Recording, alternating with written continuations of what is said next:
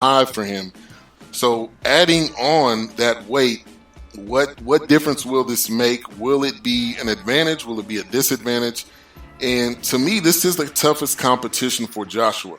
He's 18-0, so he's still very young in his career. 18-0, that's not very many fights. But he's defending it, I believe, for the third time. So do you see this as the toughest competition for Joshua?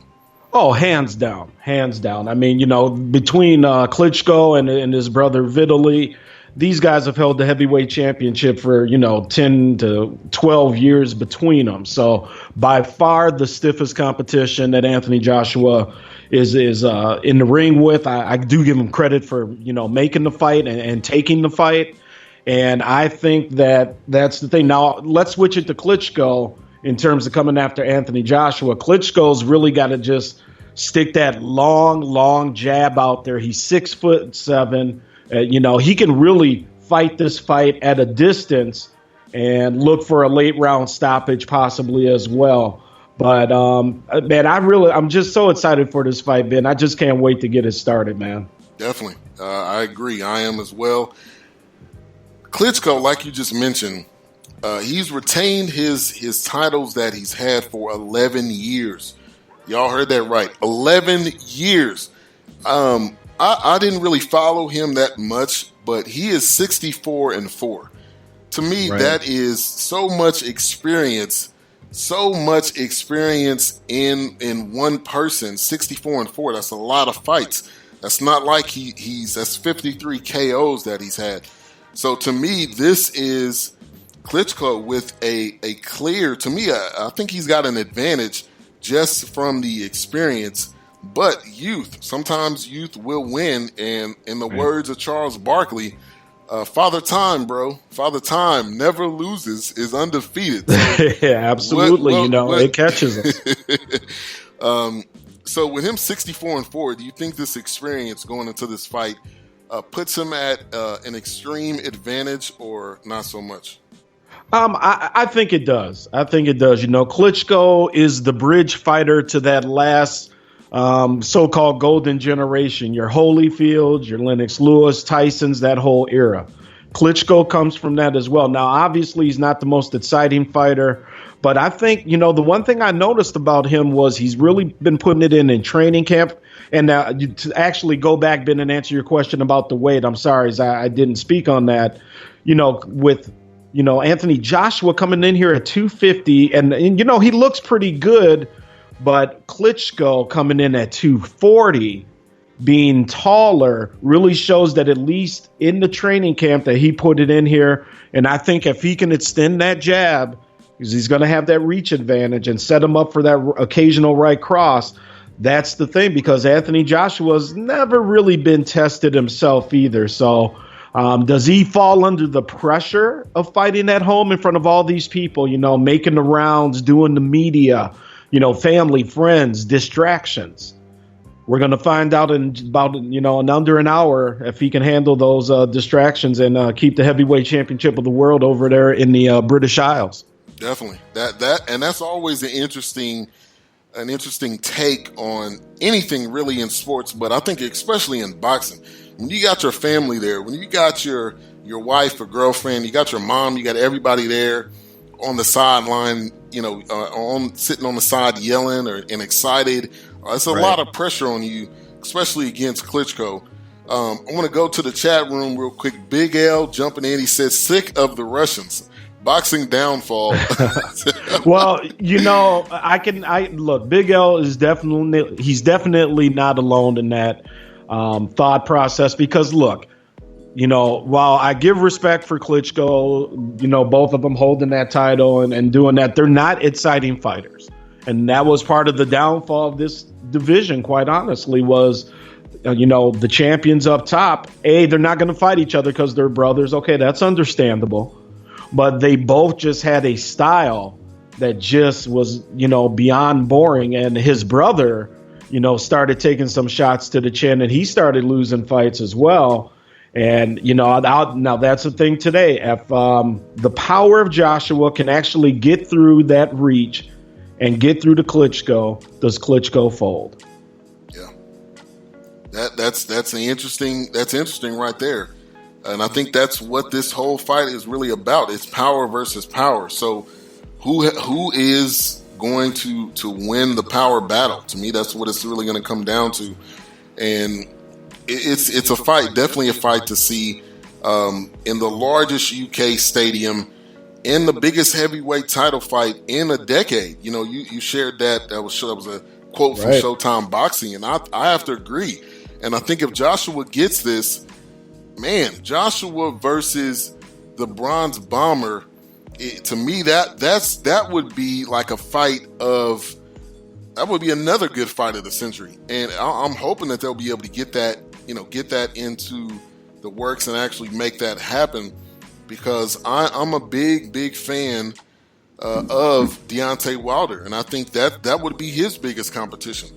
And will he be able to? Because that's been the knock on him. He's been fighting. You know, his last fight was against a guy that I don't know if he used to play football or something like that. There was some story on him. So he needs a big fight, I think, to really put him in the actual championship eyes. To me, he's like a down championship fighter where he's not really seen as a top fighter in the boxing world. No, I totally agree, and that's the thing. You know, I've talked about it on my boxing show and my regular sports show for a long time about Deontay Wilder.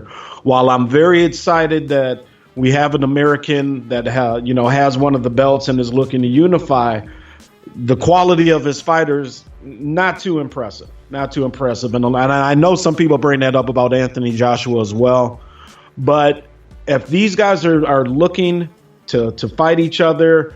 And let's take Anthony Joshua. If he wins today, Showtime fighter, Deontay's a Showtime guy, so you kind of get that hurdle out the way. You know, if I'm Deontay Wilder, I'm ringside today, and I'm calling out whoever wins this fight, because yes, it's time for him to step up. And hey, if it's Klitschko that somehow wins today as well, still another, great stone in Deontay's cap if he can, feather in his cap if he can go in and fight and take out a Klitschko. So Deontay Wilder should be very, very happy with what's kind of breaking off here. And if he's really looking to make some strides here with his boxing game, and granted, there's been some injuries with him, but, it's time. He's got to call out the winner of this fight, Ben, and that fight's got to be made. And he's got to stop fighting in Alabama and take the next step up and, take it to Madison Square. Go, hey, if Joshua wins this, there's going to be a whole bunch of money waiting for him in England. Take the flight over there. Maybe, they get 100,000 at Wembley next time. So, yeah, this is big. This is big on a lot of stages for a lot of reasons. It is. I think especially for just the heavyweight division, for sure.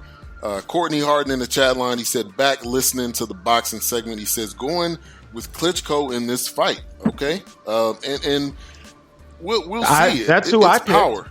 You picked Klitschko? I picked him on my show last week. I've been back and forth.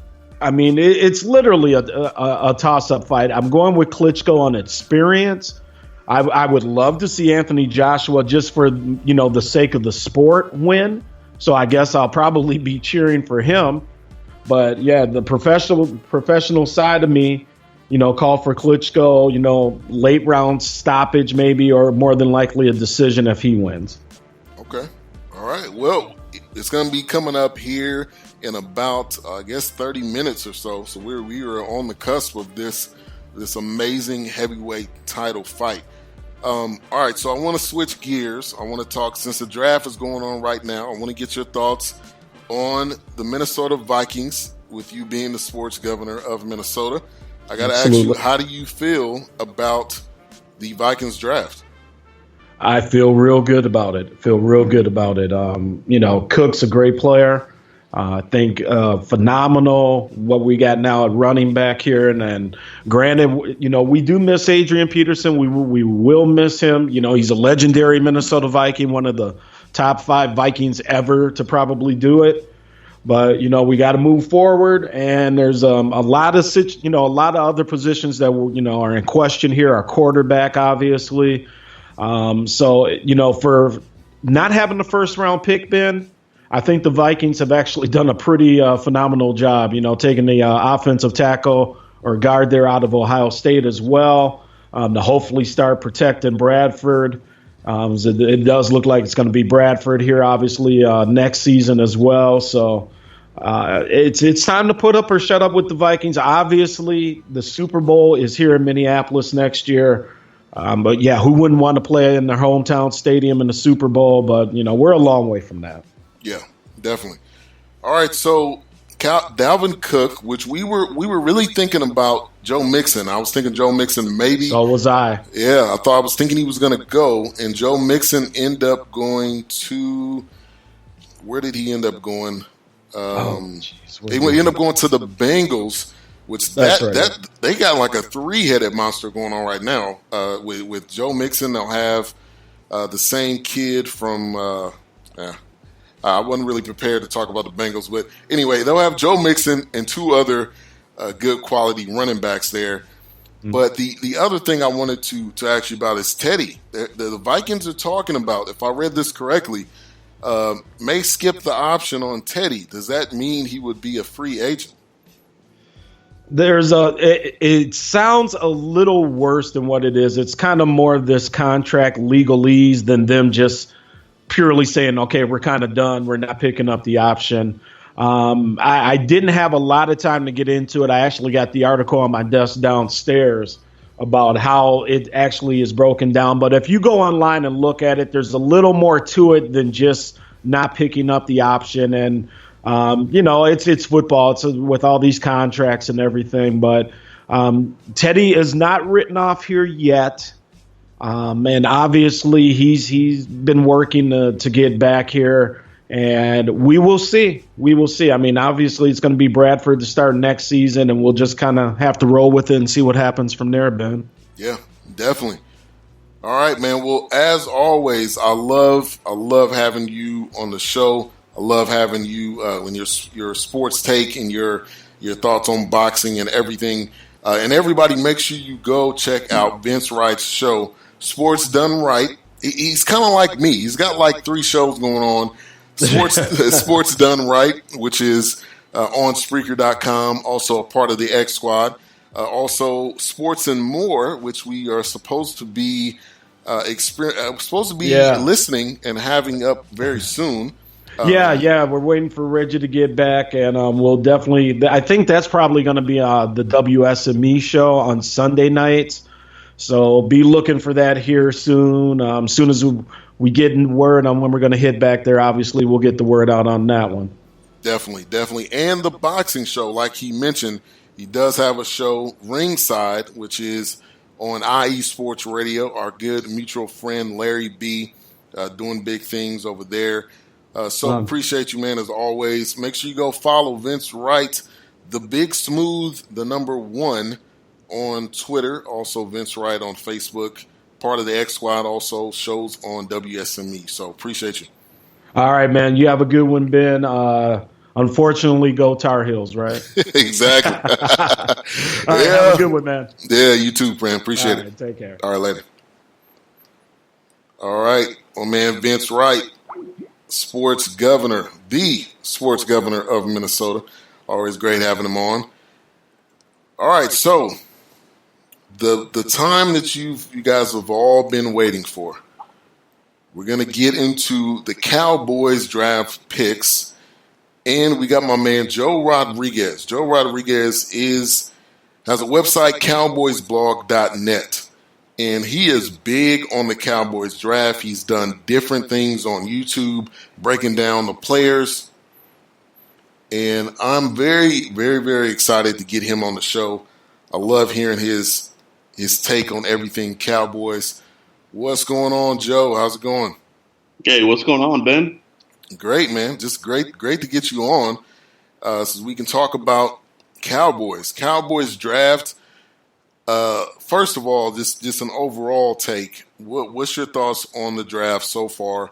We do have a 6th round pick coming up here probably in the next, 30 minutes or so. But what's your thoughts so far? So far, I really like what the Cowboys have done. I think they've addressed